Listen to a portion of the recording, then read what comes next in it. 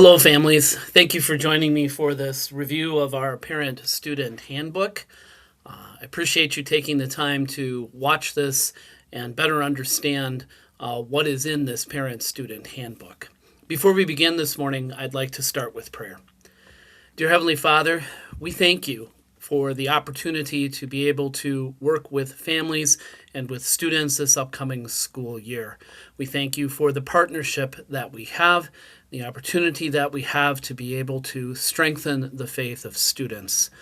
We ask this today that you would help us to lead those students to realize how you have set them apart, how you have called them, chose them, made them holy and special in your sight, and brought them out of darkness into the light so that they may share that light with others. Help us as we partner together this year to remind students that they are set apart in this way as your dearly loved, precious children. We ask this in your name. Amen. So I'm going to take you through the parent-student handbook here today, walk you through some of the different things. I will not talk about everything in the handbook. The table of contents is on the first couple of pages there, as you can see, and you can use that to find and look at different items. Whatever I don't talk about here in this video, if you have questions about that, please reach out to me. Otherwise, you can certainly take a look at those items yourself as well. Mission statement, school vision, school objectives. We are a Christ-centered school. Our goal or our mission is to prepare all children for this life and eternal life through Christ-centered education. Our school vision here on this page and our objectives outline how we will carry that out.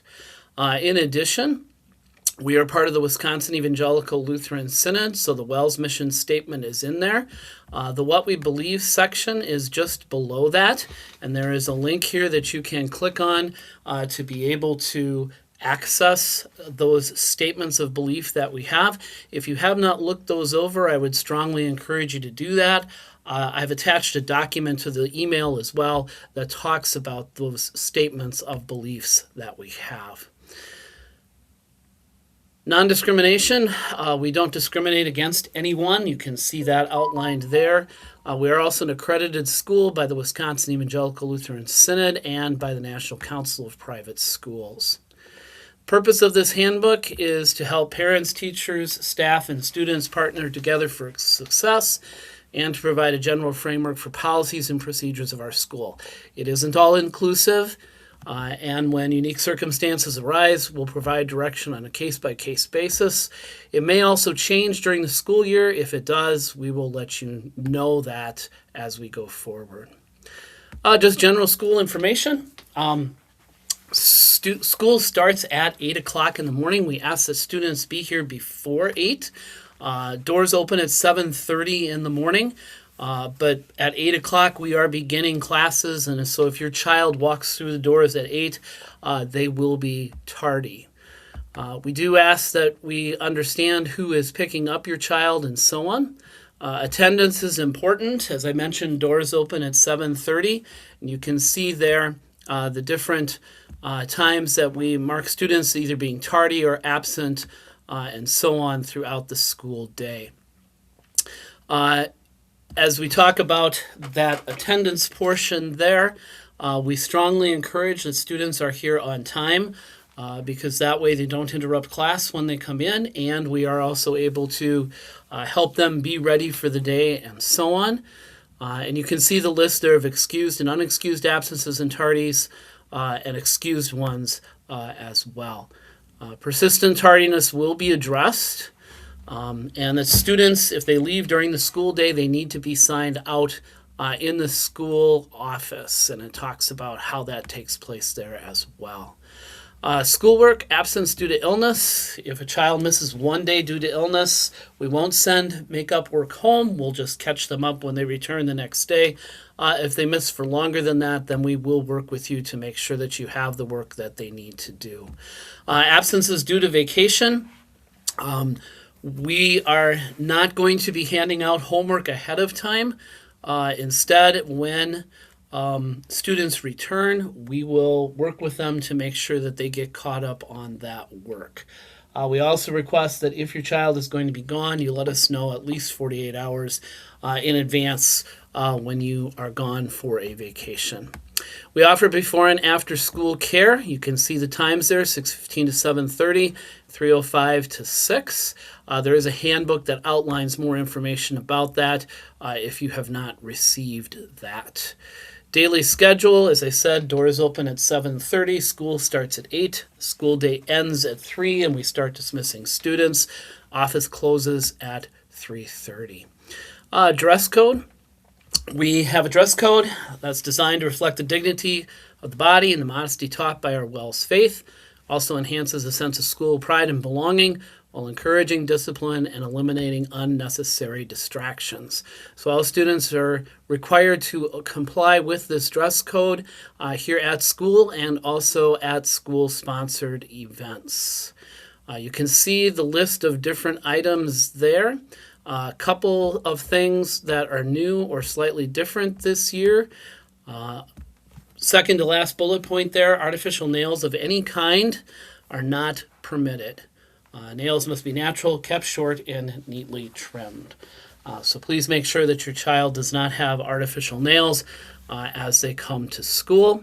And then just a reminder with shoes, no flip-flops or any shoes without a fully enclosed toe and heel. So if your child wears Crocs, they can't be, they have to be with the strap going across the back of their feet. If you have any questions about the dress code as you look through that, please make sure that you contact me. If there is a violation of dress code policy, we'll inform the student, and the student's parents may be notified as well. And then we'll take care of making sure that that dress code policy is being followed. Cold weather dress, you can see there that when it's below 32 degrees, we are strongly encouraging that students would have a coat, hat, and gloves along. We do go outside unless the wind chill is below 0. Extracurricular activities, we offer athletics. We also have other types of extracurricular activities as well. An email will be going out outlining those different ones. One thing to note with this, that students who are not present for the school day are not eligible to participate in extracurriculars that day. Also, students who are failing classes may be restricted from participating in extracurriculars because classwork comes first before those extracurriculars. We do plan field trips throughout the year. There will be information that will be sent to you about that in a permission form for you to sign to make sure that you have seen that and have all that information regarding that field trips or those field trips. There are no extra costs involved for field trips except for one that 7th and 8th grade takes to the Twins games in the spring. Guiding principles concerning human sexuality and sexual identity. We believe that God created us as male and female. And so that is what we believe and follow and teach within our school and within our religion curriculum and other classes that we have. Lunch and snacks. We are part of the National School Lunch Program. So applications for free and reduced lunch are available. All students in K-8 receive free lunch and breakfast. However, filling out that application, if your family qualifies, can be used when you get that verification letter from us to get discounts for other types of things, sports activities in the community, and so on. So just an encouragement there, even though lunch is free, if you would normally qualify to fill out one of those applications. Students can also bring cold lunches. We have microwaves in the cafeteria if they would like to warm up food. Please note, families are encouraged, if you're bringing lunch from home, to send healthy meals. Caffeinated and carbonated drinks are not allowed with cold lunches. Also during the day, students are encouraged to have a water bottle that they keep with them to use. You should not have anything in that besides water, and that should be plain water, not flavored water or like the Circle bottles do, adding flavor and things like that. They should be plain water bottles. Also, we have snack time during the day. Please make sure to send a healthy snack with your child for that snack time that we have during the school day. Parent messages. If there are changes for a student during the day, we ask that you would call the office rather than trying to text or email the teacher. Teachers are busy during the day supervising and teaching students, and so calling the office is the best way to make sure that that information gets to your child from Mrs. Van Prosdy here in the office. Prayer and worship. We encourage you as a family to worship each weekend at the various times that are available at your congregation. We also encourage you to be involved in Bible study, Sunday school, or whatever other program your church offers or congregation offers for your child. We do have singing opportunities throughout the year. Here at either Resurrection or at Life. Junior choir also sings at some other congregations as well. If for some reason your child is unable to participate in those singing opportunities, we ask that you notify both the classroom teacher and Mrs. Tiedemann as soon as possible. And there are 3 special events during the school year for which all RLS students, regardless of their church membership, are expected to be in attendance. That's our children's Christmas service in December, music night in spring, and our graduation closing service in May. School calendar, you should have received a copy of the on and off days, and the school calendar is also on the website as well. Our smart device policy. Smart device refers to any internet-enabled digital tool with a visual display or screen. And so smartphones, smart watches, things like that are not allowed here at school. And so you can't bring those to school. And you are not allowed to use personal smart devices during off-campus school-sponsored field trips as well. We do occasionally provide a few exceptions. You can see those exceptions outlined there.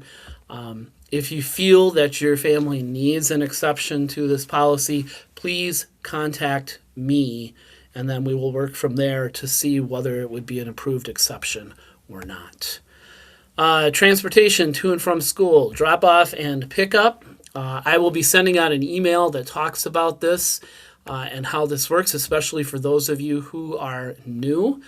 But as it says with morning drop-off, please stay along the curb. As you drop your children off, there are some arrows along there that you can see. If you're the first person to pull up in the morning, please pull all the way up to number 1, drop your child off, wish them a great day, and then head on your way, please. We ask that you don't park along the curb. Get out of your car and walk your child in. If you are going to walk in with your child, we ask that you would park in the parking lot as well. Then afternoon pickup begins at 3:05. It's a longer explanation there. Like I said, I'll send an email with a map that allows you to be able to see that as well. We do offer busing after school. If your child is going to be using that busing after school, you need to make sure that you have filled out a registered rider form on the Rochester Public School website. I'll have that in an email as well, but you can also go there and find that yourself. But you do need to fill out a registered rider form, and it does take a couple of days for them to process that, so getting that done as soon as possible is important. Admission and enrollment policies. So you have completed all of that already. Financial policies, tuition and fees. We rely on tuition to fulfill our budget obligations. We set the rates each year, and then we communicate that to families in conjunction with our annual enrollment. We handle tuition payments through a third-party vendor called Fax. And so information has been emailed out to families about how to set up an account and make payments. If you have not seen that email or have not had the opportunity to set up your account, please contact me and I will make sure that you get that information. We also participate in what's called the SCRIPT program. It helps to generate tuition assistance for families. You can use those SCRIPT cards or gift cards at any local stores or restaurants, also online, things like that. And a certain percentage of that comes back to you to be able to use to pay tuition. School offers financial assistance. If for some reason you missed that information, please let me know and I will share that with you.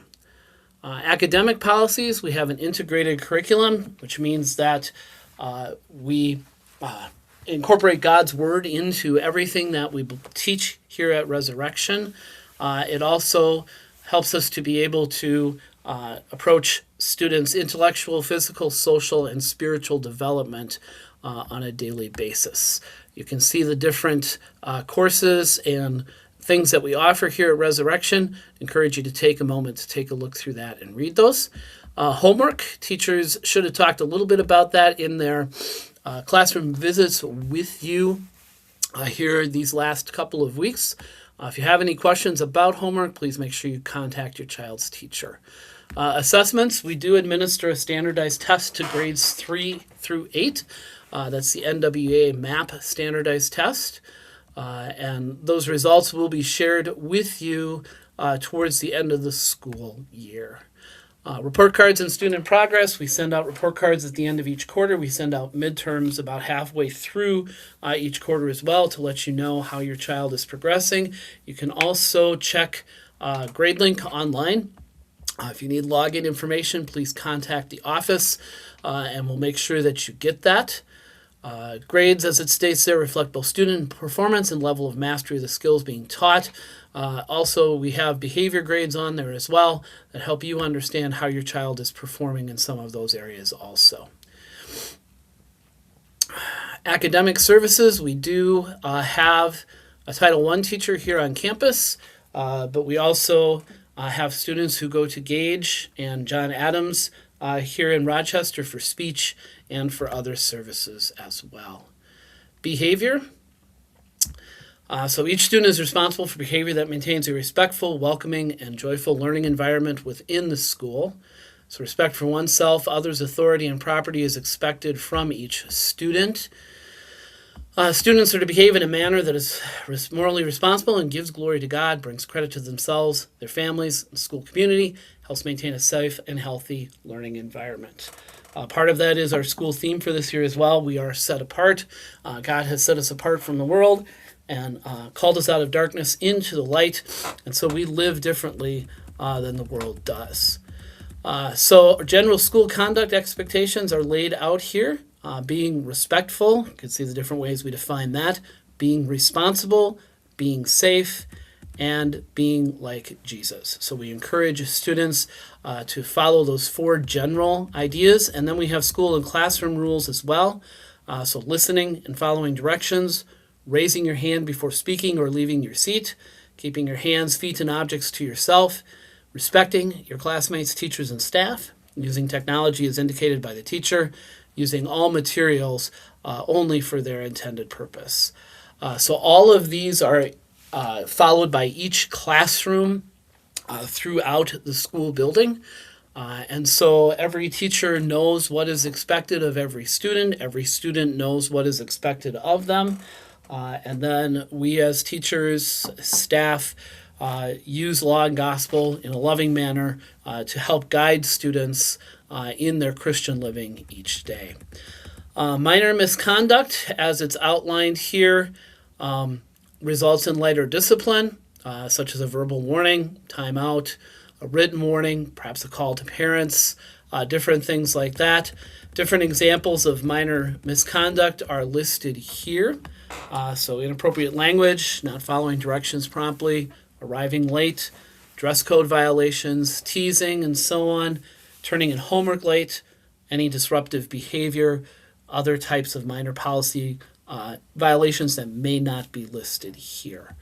Major misconduct results in more severe consequences or more immediate consequences because of the nature of these types of things. So major misconduct is listed here. That would be continued misconduct. So a student has over and over again been asked to stop doing something and they don't do that. So that would be considered major misconduct. Violence or threats of violence, bullying and harassment, disrespect for authority or refusing to follow directions, lying, cheating, plagiarism, or academic dishonesty are major misconduct violations. Use of any types of things that are illegal, alcohol, drugs, having weapons on the school property, abusive behavior, inappropriate language or actions, sexual misconduct, theft, property destruction or vandalism, and then other major policy violations. Those are taken care of by myself and a risk assessment team to determine what consequences would be appropriate for that. The handbook outlines suspension and expulsion there. And then behavior on and off campus. I mentioned this earlier with the dress code, but our discipline policy applies to students whether they are on or off campus, especially in this technological age where it's very easy for students to, using a phone or some other device, bully other students and so on. And so we don't want those types of issues to be interfering with learning or to be causing distress or upset to our fellow Christians. And so, as it says, their discipline may be imposed on any student whose misconduct at any time or in any place interferes with or obstructs the mission or operations of the school or the safety or welfare of the student or other students. And so just keeping that in mind, again, we're not just encouraging students to live as Christians here on campus, we're encouraging them to do this as a part of their life. Just as we are partnering with you to help you do that, we want to encourage them to do that off campus as well. Harassment and bullying is outlined there. You can take a look at that and see the information for that there and the procedures that we follow if that takes place. Technology and acceptable use policy. I sent out an email about this the other day, outlining for students what's acceptable, what's not acceptable, and how you as parents can help to reinforce that with students as well. General guidelines are listed there. Technology needs to be used to support learning and adhere to Christian values, acting respectfully, responsibly, ethically, morally, and legally. We have filtering software in place to help keep students safe. Technology is treated with respect. Staff will supervise that use of technology. Personal information, we're not sharing addresses, passwords, phone numbers, things like that. And there is no expectation of privacy with the use of school technology.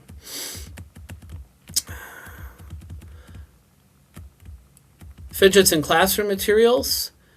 So to maintain a focused, orderly environment, students may not bring to school or use fidget sensory toys or any other items unrelated to learning, except if they have that as part of a documented student support plan, and we as an administration and classroom teacher have approved their use. Same thing with gum. Gum chewing is not permitted anywhere on campus. However, gum will be allowed when it is specifically part of a documented support plan for a student. And again, the administration and classroom teacher have approved their use. We don't allow weapons or dangerous items. We don't allow drug use on our campus. We don't allow for theft, vandalism, or destruction of property. Student property can be searched at any time, so that you as parents and students are aware of that. Safety and well-being, entry information, and so on. The doors are locked during the school day from 8 o'clock until 3 o'clock. The front doors are open from 7:30 to 8 while students are entering. I am typically at those front doors as students enter in the morning, greeting them, and then after school at 3 o'clock, the doors are unlocked as well so that students can easily get out to their cars. But during the school day itself, from 8 o'clock to 3 o'clock, those front doors are locked. Our administrative assistant needs to allow anyone who wants to come into the building access through a system that she can verify who they are before she lets them in. We have a crisis response plan in place. We do fire, tornado, and safety drills throughout the year. We have a crisis response plan to deal with lockdowns, different kinds of emergencies or things that might happen. In case of an emergency or severe weather, we'll notify families by text and email that we will not be open. We follow what Rochester Public School does, for instance, for snow days, so you can also sign up for alerts from them using their Skyward system as well. We asked you to check your contact information when you were here. We maintain an emergency contact information list so that we can easily get a hold of you or someone you have designated if something should happen. Accidents or injuries, we take that very seriously. We fill out forms for any type of accident or injury that happens, and we notify you about what took place. Medication during the school day. If you can take that medication at home, that would be great. However, if there's a medication that needs to be taken during the school day, we have to either have a current form signed by a licensed physician and a parent regarding that medication. And then it has to come in the labeled prescription bottle or the original over-the-counter container. And so there are forms available for that. If for some reason your child needs to have medication during the day, please let us know that. Get one of those forms, get that filled out before the start of school so that we can make sure that we can administer that medication throughout the school day as needed. We only use qualified personnel and in a manner to administer that medication, and we do it in a manner that's consistent with instructions on the label. Students may not self-medicate. Do not tell your child, please put this Tylenol in your bag and take it when you need it. That should be taken care of through the office. The one thing, or the things that students can self-medicate, are an inhaler or an epinephrine auto-injector may be used for self-medication as well. However, if you wish to carry and administer your own inhaler or epinephrine auto-injector, you need to have that on file so that we are aware that you do have that and that you are carrying that medication with you. We do allow cough drops during the school day. You don't need to fill out a service form for that. Just let your child's teacher know that you are sending those cough drops, and please send only the amount your child would need during the school day. Illnesses. It's important that children are in school as often as possible to provide the best opportunity for them to learn and develop. However, we do have some guidelines. We ask that you would refrain from bringing your children to school if they are sick or displaying symptoms of illness in the last 24 hours, such as a fever, 100 degrees or higher, vomiting or diarrhea, chills, earache, rash, eye drainage, uncontrolled coughing, head lice, or other signs of a communicable disease. So if they've had something with that in the last 24 hours, we ask that you keep them home for sure. And if a student develops these symptoms during the school day, we will contact you to pick up your child and take them home. We are mandatory reporters, so if we believe maltreatment has happened, we are required by law to report that. Background checks, we require every person who has contact, whether they are a teacher, a staff member, a volunteer, anybody who has contact with students is required to go through a background check and to pass that background check before they are allowed to be able to work with children. We have a wellness policy here at Resurrection. You can see the different items there that are a part of that. Take a look at that as you have the opportunity. And the final section then talks about leadership and governance. So my role as principal, different possible committees that we have that you could help out with, the school board, and then parent involvement at the end here. We ask that you as parents work together with us, remembering that we are partnering to help your child to develop as a young Christian, to realize how God has set them apart from this world. We also comply with federal and state laws regarding parental rights. So if there is a court order or something that exists which limits a parent's access to students or school information, we need to have that. If we don't have that, we are legally obligated to provide that parent with any information or anything else. So if there is some sort of court order or something that exists that limits a parent's access, please make sure you contact the office and that you get that to us. All volunteers, as I mentioned before, have to go through background checks. They're required to maintain confidentiality, and they follow the safety requirements for school volunteers that we go through. If there are issues or concerns, our family grievance policy is here in the handbook as well. First, concern should be raised with the person with whom you have a concern and try to come to an understanding with that. If that's unsuccessful, then concerns should be brought to the teacher or the principal for work with that. And from there, if we can't come to a resolution, then we will work together with the board. Problems in the classroom should be brought to the teacher, first of all. And then if that doesn't work, you can make an appointment with the principal, remembering that throughout all of this, as it states here, all parties are expected to act in Christian love, remain respectful and professional, and to act in good faith.